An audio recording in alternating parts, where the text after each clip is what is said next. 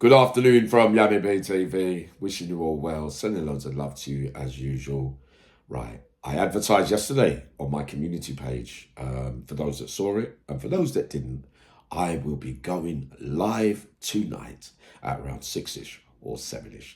The topic will be the changing of the old guard, handing the baton over with not much of a fight to the new generation of the change and the flux coming in from around 2005, 2006, 2007, the younger gang culture generation. There was still a lot of big name old so-called gangsters from way back in the day in the category A system at that time. It's really funny, but they were on the book for years and years and years. But all of a sudden they started using the gang culture that they couldn't live in them surroundings. They were frightened for their lives. There was so much violence and all that. It's impossible for them to settle. And a lot of them started to get off the category A book and get the moves that they'd been dreaming of years before. But they got out much easier. In fact, the younger generation helped them come down in category.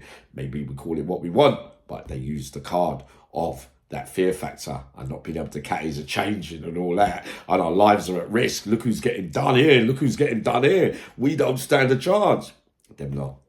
The authorities and staff did not like the change in the guard and handing over the baton, right? So we could point to the Muslim Brotherhood when it came in 2005, 2006, 2007. Most were joining from all different cultures, but some for different reasons than the faith itself, if you get what I mean. Not a high percentage. I'll say about 20%, 30%, because I used to witness a few things when the brothers would come out, which is their duty. I'm afraid that's the way that the dean runs. They will come on your association time when the times for salah and prayer change every month. They'll come round and feel that they've got to tell you that it's time for prayer, because sometimes you see 6 to 8, 9, 10 men in a cell praying. But when they used to get notified, like a brother would walk on the wing and say, yeah, get ready for prayer now, it's time, blah, blah, blah. But to me, he's only doing it because it's his duty, he believes, from Allah and God, to do that. But as soon as he's back with this is what I know, there's definitely a racial element between all cultures, it's fair to say. I've seen it over the years, right? I see the game change from the creation of time.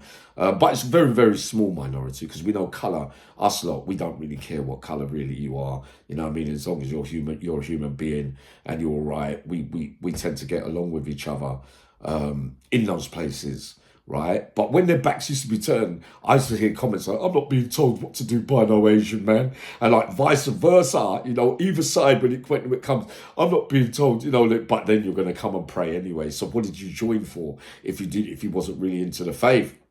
Because the gang culture, that kind of protection was unheard of in the old days.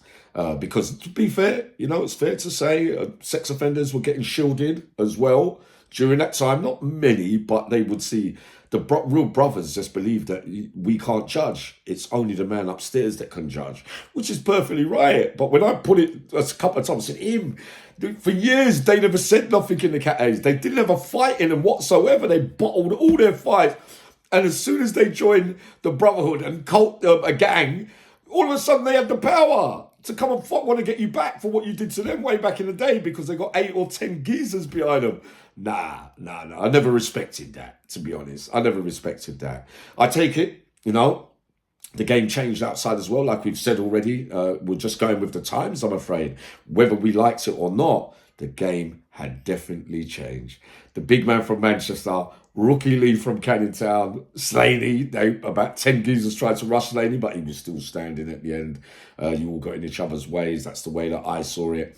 Andy Shack stood firm. Many men stood the change and still carried on being the way they was throughout their lives. Not that they're going to change when there's a new guard changing over and you're outnumbered by 1,000,000 to 1. It's very difficult. And certain men as well. I mentioned a man the other day, and in Whitemore as well, his mate got attacked and rushed by 5 or 6 younger ones, right?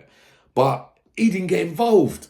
And I was thinking to myself, but hold on a minute, you're supposed to be his pal. Just because he's outnumbered, you still got to go on. You still would have had to protect him and thing. A lot of them stopped talking to that. Like, he's from Liverpool, right?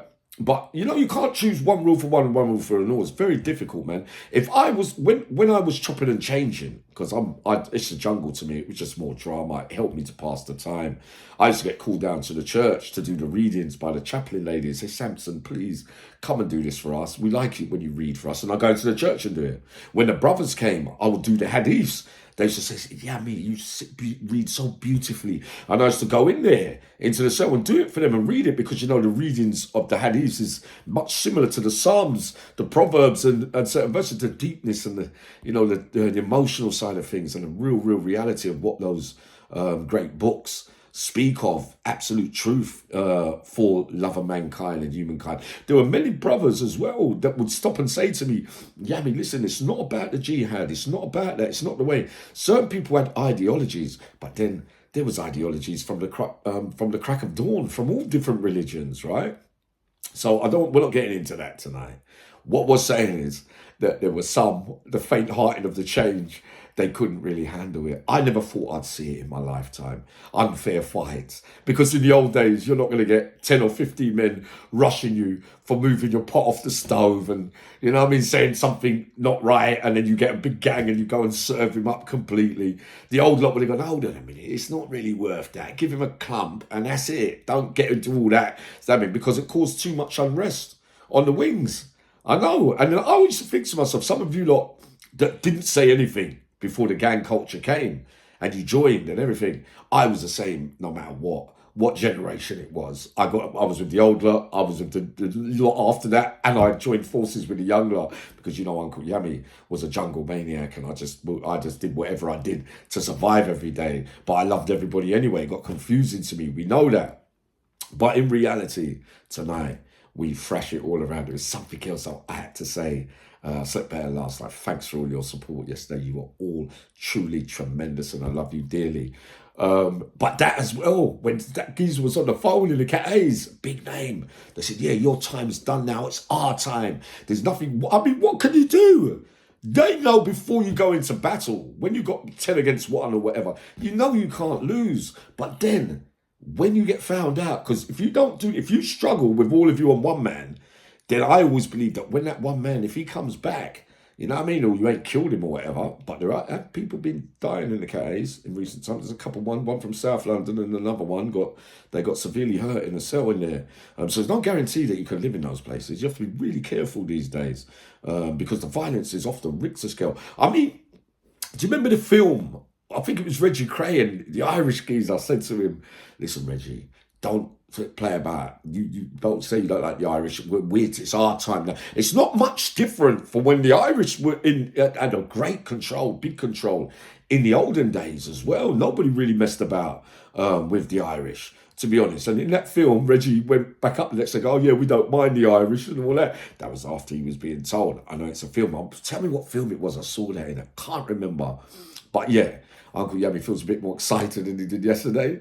But sending loads of love. I'm just realising I was meant to say a bit other things, but save it for tonight. We bring to the table, and also we talk about journalism, if we got time, because I believe the propaganda that comes out in some of those papers about some men that ain't even got convictions for certain things, but you could ruin their lives and be calling other people this and that, and then say, oh no, we didn't mean it this way, we meant it that. You got a free run and a free pass to say what you want, but some things that are being said can never be taken back. Reputations are destroyed and names are destroyed through really over-exaggerated and untruthful articles, right? So we'll talk more tonight. Sending you loads of love.